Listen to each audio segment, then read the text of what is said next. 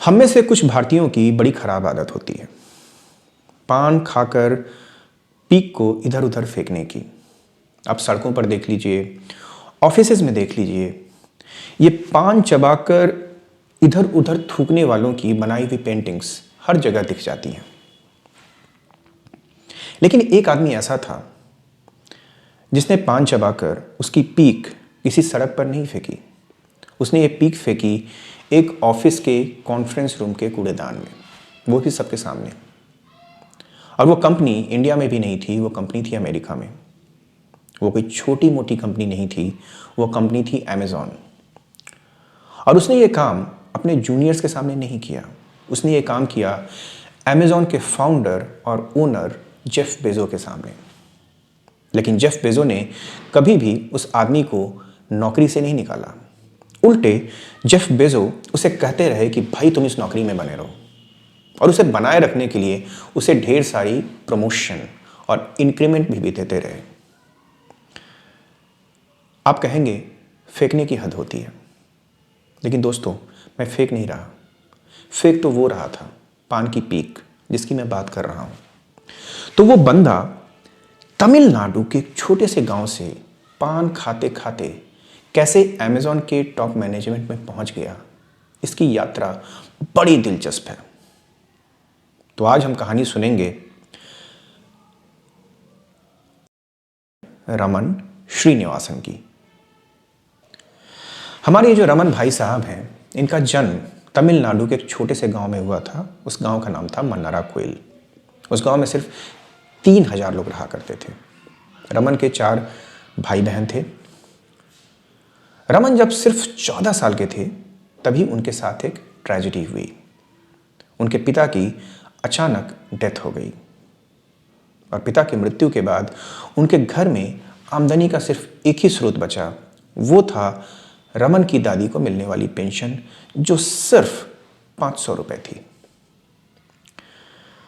लेकिन रमन की मां ने यह तय किया, चाहे जो भी हो उनके बेटे बेटी अपनी पढ़ाई पूरी करेंगे। उन्हें काफ़ी दिक्कतों भरे दिनों से गुजरना पड़ा। उधार मांगकर किताबें उधार में मांगी हुई किताबों से पढ़ाई करनी पड़ती थी।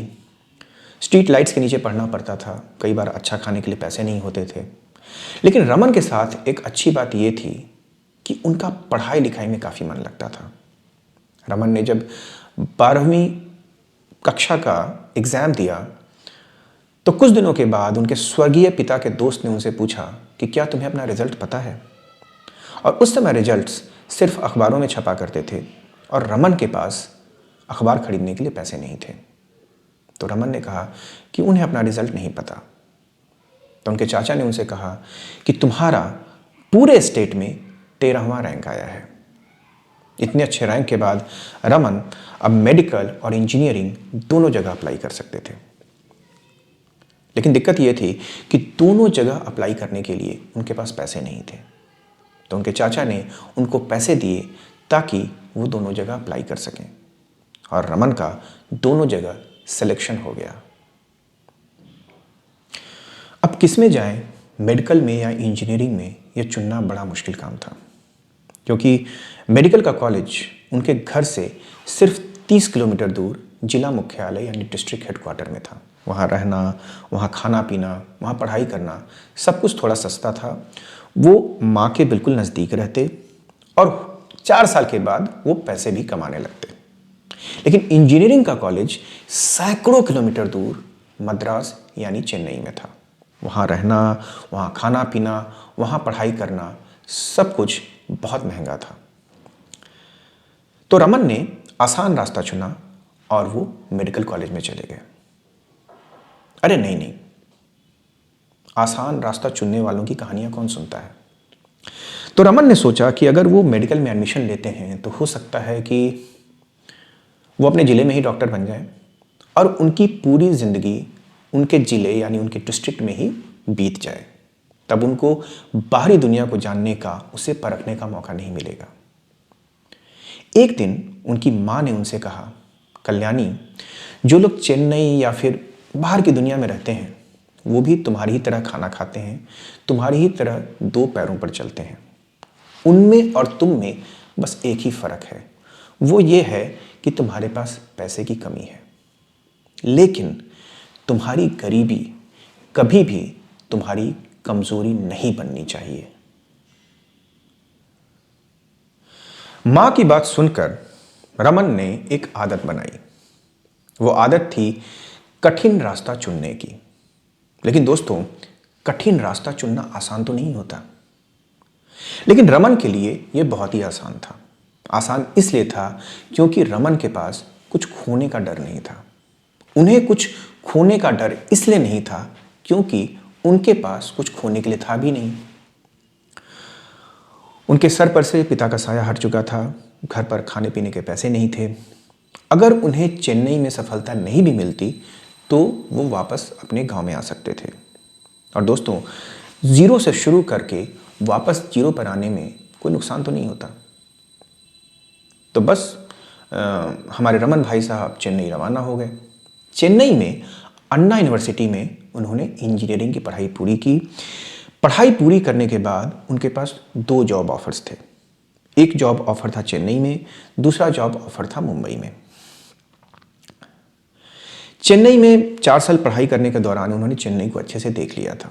चेन्नई में कुछ नया देखने लायक नहीं बचा था। लेकिन मुंबई तो देश की आर्थिक राजधानी थी, फाइनेंशियल कैपिटल थी। लेकिन साथ में मुंबई एक बहुत महंगा शहर भी था। मुंबई में रहना महंगा था और बहुत मुश्किल था। तो रमन ने फिर से अपनी आदत को बरकरार रखते हुए कठिन रास्ता चुना। उन्होंने फैसला कर लिया कि वो मुंबई के टाटा कंसल्टिंग इंजीनियरिंग कंपनी में ज्वाइन करेंगे। उनके भाई ने उनके लिए बॉम्बे का एक ट्रेन टिकट कटाया और उन्हें थोड़े बहुत रुपए पैसे भी दिए। उनके भाई ने उन्हें बहुत थोड़े रुपए पैसे इसलिए दिए क्योंकि उनके पास सिर्फ थोड़े बहुत ही रुपए पैसे थे। तो रमन भाई साहब ट्रेन से रवाना हो गए और मुंबई पहुंच गए। मुंबई में किसी होटल या किसी सराय में रहने लायक उनके पास पैसे तो थे नहीं। तो उन्होंने वो रात प्लेटफॉर्म पर सोकर बिताई। उनके आसपास भिखारी सो रहे थे और रेलवे प्लेटफॉर्म पर काम करने वाले छोटे मोटे ठेले वाले सो रहे थे। रमन ने जानबूझकर 18 तारीख को टाटा कंसल्टेंसी इंजीनियरिंग ज्वाइन करने का फैसला किया क्योंकि उस कंपनी में 25 तारीख को सैलरी आती थी। और रमन ने सोचा कि वो रेलवे प्लेटफॉर्म पर सोकर किसी तरह 6 दिन तो गुजार लेंगे। तो रमन ने जब टाटा में नौकरी शुरू की तो उनकी मुलाकात टॉप कॉलेजेस के इंजीनियर से हुई। एक दिन एक मीटिंग के बाद उस कंपनी के हेड ने रमन को रुकने को कहा। अकेले में हेड ने रमन से पूछा कि मैं मानता हूं कि तुम अपने कॉलेज के टॉपर रहे हो, लेकिन इसका मतलब ये नहीं है कि तुम हमारी कंपनी और हमारी मीटिंग की इस तरह से डिसरेस्पेक्ट करो। यह बात सुन के रमन थोड़े घबरा गए क्योंकि उन्होंने तो डिसरेस्पेक्ट की नहीं थी। तो ऑफिस के हेड ने उनसे कहा कि तुम बाथरूम स्लीपर्स पहन के ऑफिस क्यों आते हो। यह बात सुनकर रमन की जान में जान आ गई। रमन ने कहा कि वो अपनी सेकंड सैलरी का इंतज़ार कर रहे हैं। यह बात हेड की समझ में नहीं आई। तो रमन ने अपनी स्थिति को, अपनी सिचुएशन को एक्सप्लेन किया। उन्होंने कहा कि उनके पास जूते खरीदने के पैसे नहीं हैं और जैसे ही उनके पास सेकंड सैलरी आएगी, सेकंड मंथ की सैलरी आएगी, वो जूते खरीद लेंगे। हेड को ये बात समझ में नहीं आई कि टाटा में काम करने वाला इंजीनियर, उसके पास जूते खरीदने के पैसे नहीं हैं। तो उसने रमन से पूछा कि तुम कहाँ रह रहे हो। रमन ने कहा कि आजकल वो रेलवे प्लेटफॉर्म पर रह रहे हैं और रात में वो प्लेटफॉर्म पर ही सोते हैं। तो हेड ने कहा कि मैं मानता हूं कि मुंबई एक बहुत महंगा शहर है, लेकिन तुम्हारे पास तो चेन्नई के लिए भी जॉब ऑफर थी, तुमने चेन्नई क्यों नहीं ज्वाइन किया। रमन ने जवाब दिया कि वो चेन्नई देख चुके हैं और मुंबई में अपनी किस्मत ट्राई करना चाहते हैं। अगर किसी कारण से मुंबई में उनको सफलता नहीं मिली तो वो किसी भी समय वापस चेन्नई जा सकते हैं। उनकी बात सुनकर उस कंपनी का हेड काफ़ी इम्प्रेस्ड हुआ। उसने अपने दोस्त के घर रमन के रहने की व्यवस्था करा दी और 1 महीने की एडवांस सैलरी भी दिला दी ताकि रमन कपड़े और जूते खरीद सकें। 3 महीने के बाद उस हेड ने रमन को बुलाया और रमन से कहा कि मैं तुम्हारा ट्रांसफ़र बेंगलोर के ऑफिस में करा रहा हूँ। वहाँ का नया जनरल मैनेजर तुम्हारा बहुत ख्याल रखेगा। बेंगलोर रहने में भी सस्ता है। वहाँ कंपनी तुम्हें 1 साल के लिए सस्ते वाले एक कम पैसे में घर भी दिला देगी, तुम अच्छे से रह सकोगे और घर ज़्यादा से ज़्यादा पैसे भेज सकोगे। यह बात सुनकर रमन बड़े खुश हुए, क्योंकि उस समय उनकी ज़िंदगी का एक ही उद्देश्य था, वो था घर पर ज़्यादा से ज़्यादा पैसे भेजना। तो इस तरह रमन बेंगलोर शिफ्ट हो गए। उनकी ज़िंदगी बहुत अच्छी कट रही थी और वो एक अच्छी खासी अमाउंट घर भी भेज पा रहे थे। फिर कुछ समय के बाद एक दिन बेंगलोर के जनरल मैनेजर ने सारे एम्प्लॉयज़ को बुलाया और कहा कि हम लोग इस ऑफिस में मैन पावर को कंप्यूटराइज करने जा रहे हैं, ऑटोमेशन ला रहे हैं। इस काम को तुम लोगों में से कौन करना चाहेगा? लेकिन कोई भी इस काम को करने के लिए सामने नहीं आया। यहां तक कि उस ऑफिस की कंप्यूटर की टीम भी इस काम को करने के लिए उसने कोई भी उत्सुकता जाहिर नहीं की। तब रमन ने हाथ उठाया और मैनेजर ने उनसे पूछा कि तुम तो इलेक्ट्रिकल इंजीनियर हो, तुम प्रोग्रामिंग कर सकते हो, यानी तुम प्रोग्रामिंग जानते हो? तो रमन ने कहा कि वो प्रोग्रामिंग नहीं जानते, लेकिन वो सीख लेंगे। तब मैनेजर ने उनसे पूछा कि तुम किस लैंग्वेज में प्रोग्रामिंग करोगे? रमन ने कहा कि वो सी लैंग्वेज में प्रोग्रामिंग करेंगे। उन्होंने वो मैनेजर के हाथ में पड़ी हुई शीट देख ली थी। तो मैनेजर ने रमन को 3 महीने का समय दिया।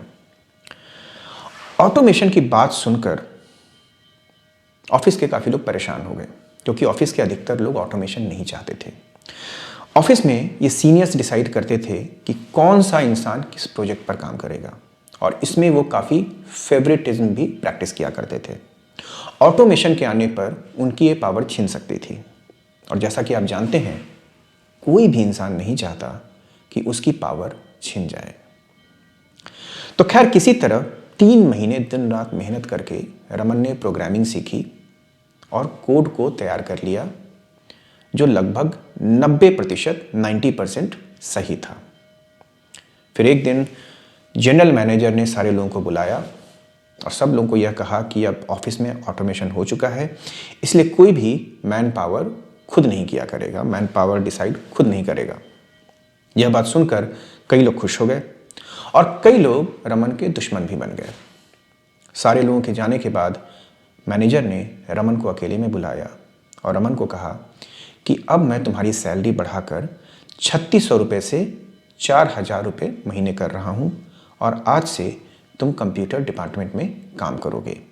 ये तुम्हारी प्रमोशन है। प्रमोशन की बात सुनकर रमन बिल्कुल भी खुश नहीं हुए। उन्होंने कहा कि वो अपनी नौकरी छोड़ना चाहते हैं।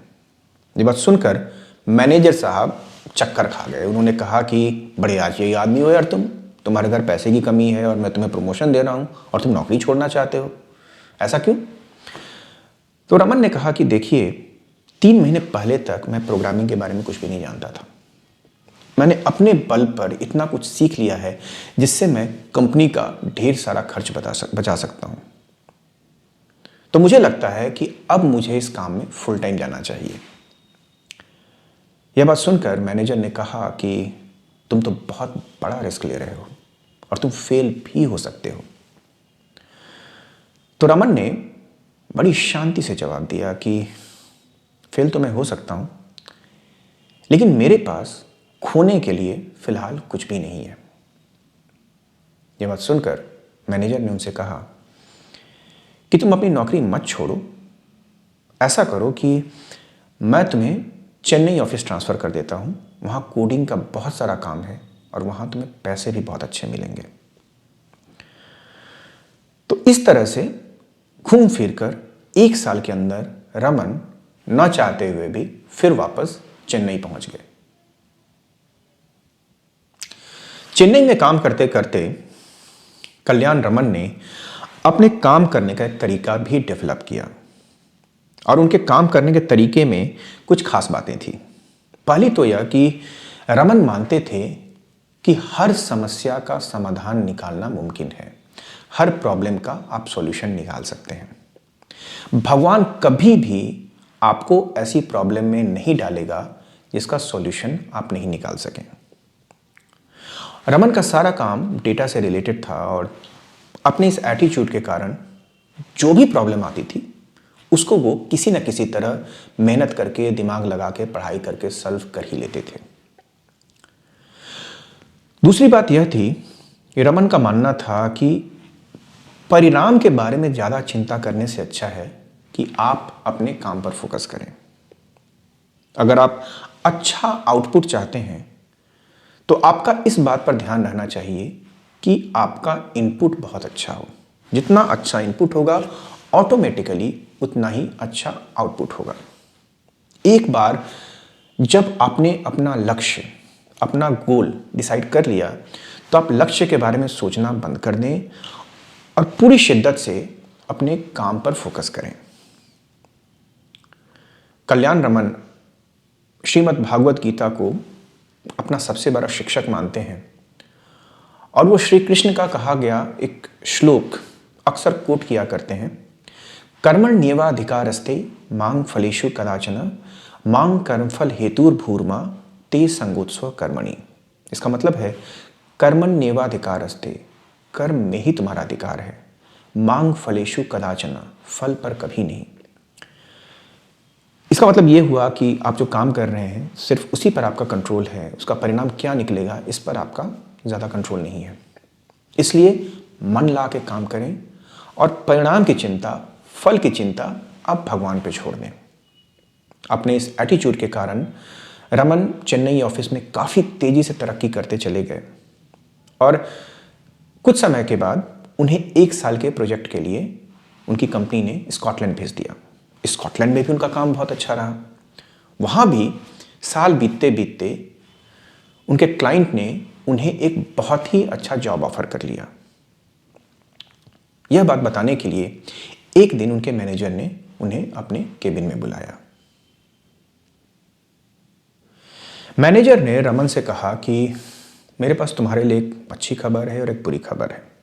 अच्छी खबर यह है कि तुम्हारे लिए एक बहुत ही अच्छी सैलरी पर एक बहुत अच्छी जॉब ऑफर है। बुरी खबर यह है कि तुम्हें यह जॉब नहीं लेनी चाहिए। यहाँ ब्रिटेन में तुम सीनियर मैनेजर के पोस्ट से ज़्यादा ऊपर नहीं जा पाओगे, लेकिन अगर तुम यूएसए जाते हो तो वहाँ तुम्हें आगे बढ़ने के लिए बहुत सारी अपॉर्चुनिटीज़ मिलेंगी। यह कहने के बाद मैनेजर ने रमन के सामने बहुत सारी मैगजीन्स रख दी और उन्हें बताया कि वो कहाँ कहाँ जॉब के लिए अप्लाई कर सकते हैं। और इसके बाद मैनेजर ने रमन को सोचने के लिए 6 महीने का वक्त दिया। एक बार फिर से जिंदगी ने रमन के सामने 2 रास्ते लाकर खड़े कर दिए। पहला रास्ता आसान था और सुरक्षित था, दूसरा रास्ता कठिन था, खतरों से भरा था, लेकिन वहाँ आगे बढ़ने के लिए पूरा आकाश था। तो रमन ने फिर से कठिन रास्ता चुन लिया। रमन को यूएसए के अरकनसास शहर में वॉलमार्ट में जॉब मिली। रमन ने वहाँ पर 6.5 साल तक काम किया और वहाँ ज्वाइन करते ही वो पूरी तरह काम में जुट गए और उन्होंने बिजनेस की एक एक चीज़ सीख ली। रमन का कहना है कि वहाँ 6.5 साल काम करना 7-8 MBA करने के बराबर था। वॉलमार्ट का मैनेजमेंट रमन के काम से इतना ज़्यादा खुश था कि उसने 12 महीने में रमन को 18 बार प्रमोशन दी और अमेरिका में रहते रहते कल्याण रमन ने अपना नाम बदल के काल रमन रख लिया। रमन वॉलमार्ट में इंटरनेशनल सिस्टम का इंफॉर्मेशन डिवीज़न चला रहे थे। उन्होंने इस सिस्टम को शुरू किया और 3 साल में अपनी टीम की मदद से इसकी नेटवर्थ को $3 बिलियन तक पहुंचा दिया। वॉलमार्ट के बाद रमन ने ब्लॉकबस्टर नाम की कंपनी ज्वाइन की। वॉलमार्ट में उन्होंने सीखा कि बिजनेस में क्या क्या करना चाहिए। ब्लॉकबस्टर में रमन ने सीखा कि बिजनेस में क्या क्या नहीं करना चाहिए। इसके बाद रमन को अमेज़ॉन से एक जॉब ऑफर आई, लेकिन रमन उस समय अमेज़ॉन ज्वाइन नहीं करना चाहते थे। वो अपने शहर डलास में ही रहना चाहते थे। लेकिन जेफ बेजोस को रमन का काम बहुत पसंद था और वो हर महीने रमन को फ़ोन करते थे कि वो अमेज़ॉन ज्वाइन कर लें, लेकिन रमन ने कोई दिलचस्पी नहीं दिखाई। जेफ बेजो ने उस समय ड्रग स्टोर नाम की कंपनी में काफ़ी बड़ा इन्वेस्टमेंट किया था। तो जेफ ने रमन के सामने एक ऑफर रखी। उन्होंने कहा कि आप ड्रग स्टोर ज्वाइन कर लें। इस बार रमन ने जेफ बेजो की बात मान ली और वो ड्रग स्टोर में चीफ ऑपरेटिंग ऑफिसर बन गए। अपनी टीम की मदद से रमन ने 2 साल में इस कंपनी की वैल्यू 0 से $250 मिलियन पहुंचा दी। लेकिन उसी के बाद न्यूयॉर्क में वर्ल्ड ट्रेड सेंटर में अटैक हुआ और उसके बाद ड्रग स्टोर कंपनी का स्टॉक प्राइस पानी में डूब गया। इस दौरान रमन की जेफ बेजो से काफ़ी अच्छी दोस्ती हो गई थी। जेफ ने उन्हें फिर यह ऑफर दिया कि वो अमेज़न ज्वाइन कर लें। रमन ने उनकी बात मान ली, लेकिन उन्होंने एक छोटी सी शर्त रखी। शर्त यह थी कि रमन ने कहा कि वो अमेज़न में कम से कम 2 साल और अधिक से अधिक 3 साल काम करेंगे। अमेज़न में रमन का काम करने का अंदाज दूसरे लोगों से बिल्कुल अलग था। रमन काम करते करते कभी थकते नहीं थे, चाबुक के जोर पर काम कराते थे और उनकी अपनी टीम के लोगों से बहुत ज़्यादा उम्मीदें हुआ करती थी। और इस कारण से रमन अक्सर चीखते चिल्लाते भी रहते थे। जेफ बेजो का मिशन था कि अमेज़न का पूरा सिस्टम डेटा पर आधारित हो, डेटा बेस्ड हो।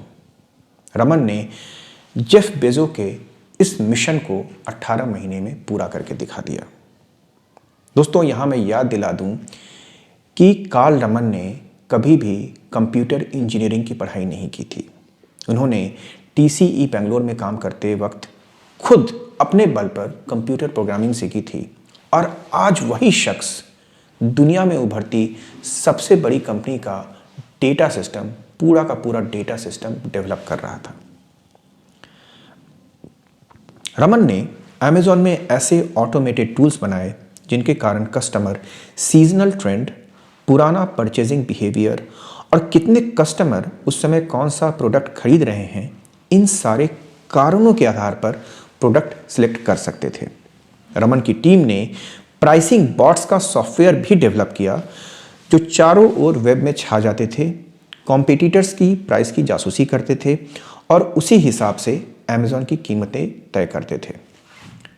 इस कारण से अमेज़न पर सामानों की कीमत बाकी सारे सेलर्स की तुलना में हमेशा कम रहा करती थी। रमन अमेज़न में 18 महीने रहे। इस दौरान बहुत सारा झगड़ा होता रहा, चीखना चिल्लाना चलता रहा, क्योंकि उस समय डेटा बहुत शुरुआती, टेक्नोलॉजी बहुत ही शुरुआती फेज़ में थी और डेटा अक्सर गलत रहता था, जिसके कारण अक्सर झगड़े हुआ करते थे। अमेज़न पर सामान बेचने वाले सेलर्स को यह सख्त हिदायत थी कि उनका सामान हमेशा स्टॉक में रहे और उनके सामान की कीमत बाकी सेलर्स की तुलना में हमेशा कम रहे। कोई भी सेलर अगर ये गलती करता था तो रमन पर्सनली जाकर उसकी ज़बरदस्त क्लास लिया करते थे। अमेरिका में जब कैटरीना सुनामी आई तो घरों में बिजली नहीं थी, तो उस दौरान अमेज़न पर जनरेटर्स की सेल काफ़ी बढ़ गई थी। जब सुनामी खत्म हो गई, बिजली की व्यवस्था वापस ठीक हो गई, जो जनरेटर की सेल्स वापस कम हो गई। यह बात सोच सोच के रमन को बड़ा गुस्सा आता था कि अमेज़न पर जनरेटर्स की सेल कम क्यों हो गई है। वो इतने ड्रिवन थे, इतने हार्डकोर ड्रिवन थे। अमेज़न में काम करने वाले पुराने लोग अभी भी कार्ल रमन को काफ़ी याद करते हैं और उनका कहना है कि कार्ल रमन को देखकर ऐसा लगता था कि वो फिल्मों के पर्दे से निकलकर बाहर आ गए हैं। रमन का बात करने का अंदाज कभी कभी बड़ा फिल्मी हुआ करता था और वो बातें ऐसे करते थे जैसे कोई फिल्मी डायलॉग हो, और उनकी बातों को अमेज़न के लोग कार्लिज्म कहा करते थे। कार्ल रमन से कार्लिज्म। उनके कुछ 2-3 बड़े मशहूर डायलॉग इस तरह थे कि अपने जूनियर्स को बोला करते थे, तुम पक्का माल फूंक कर ऑफिस आए हो, या फिर वो बोलते थे कि तुम जो पी रहे हो वो मुझे भी पिलाओ, क्योंकि मुझे भी महसूस करना है, मुझे भी फील करना है कि बिजनेस बड़ा अच्छा चल रहा है। 18 महीने काम करने के बाद कार्ल रमन ने अमेज़न को छोड़ दिया। अमेज़न के बहुत सारे सीनियर लोगों से उनकी ज़्यादा नहीं पड़ती थी, लेकिन उन 18 महीनों में कार्ल रमन ने अमेज़न में ऐसा मजबूत डेटा सिस्टम तैयार किया जिसके कारण अमेज़न पूरी दुनिया में बाकी सारी कंपनियों से आगे बढ़ गई। अब ऐसा आदमी अगर मीटिंग में कभी कभार पान खा के कूड़ेदान में थूक दिया करे तो जेफ बेजोस क्यों आपत्ति करेंगे? जो आदमी बहुत काबिल होता है उसके छोटे मोटे गुनाह तो माफ़ हो ही जाते हैं। पान की पीक की निशानी जल्दी नहीं जाती है, पान के पीक की निशानी का दाग जल्दी नहीं जाता है। ठीक इसी तरह कार्ल रमन ने जहाँ जहाँ काम किया वहाँ वहाँ उनके काम की निशानी बहुत लंबे समय तक बनी रही। तो दोस्तों, ये रही कहानी कार्ल रमन की, तमिलनाडु में जन्मे एक लड़के की जिसके पास कभी किताब खरीदने के भी पैसे नहीं थे, लेकिन उसने अपने बल पर खुद को प्रोग्रामिंग सिखाई और आगे चलकर अमेज़न जैसी बड़ी कंपनी का डेटा सिस्टम तैयार किया। आज के लिए इतना ही। आशा करता हूँ आपको कार्ल रमन की कहानी पसंद आई होगी। अगर आपको पसंद आई तो हमारा चैनल प्लीज़ ज़रूर सब्सक्राइब करें। मिलते हैं अगले हफ्ते एक नई कहानी के साथ, एक नई कथा के साथ कथा लोक में। तब तक के लिए गुड बाय।